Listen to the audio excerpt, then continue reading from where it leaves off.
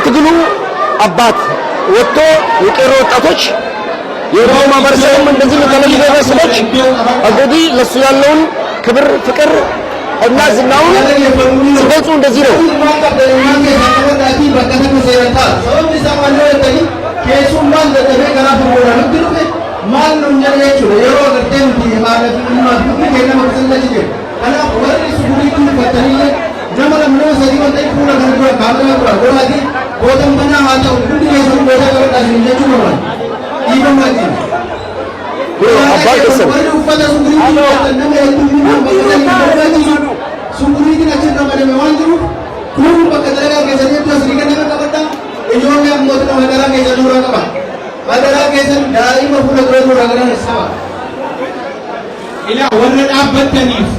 warri mana nu kireesse nama dhaabbate hiyyaaf namana keessaa jalaa jiru ta'a.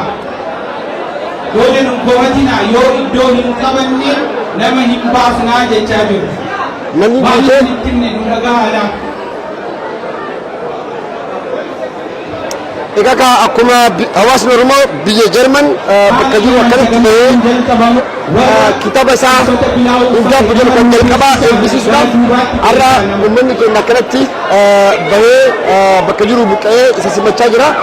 Egaa hawaasni Oromoo Neezerlaand Amsterdam jechuu Faraans Paaris jechuudha akkasuma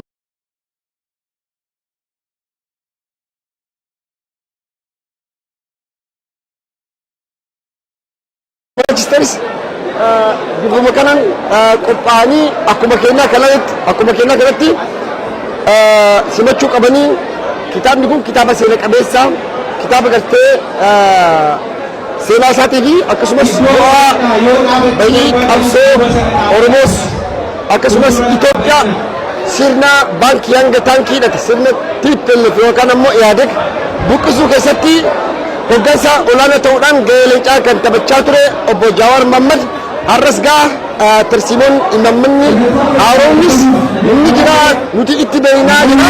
Egaa akkanatti gaarra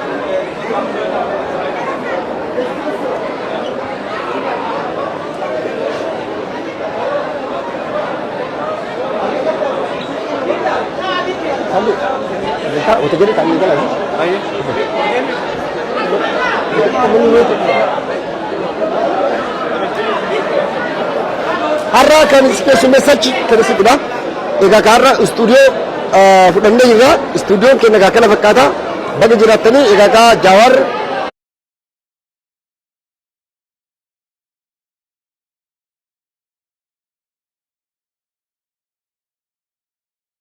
haasawa ajaa'ibaa haasawa boombii fakkaatu ni taasisa jedhamee hawwiidhaan eeggamaa jira. Kana fakkaata.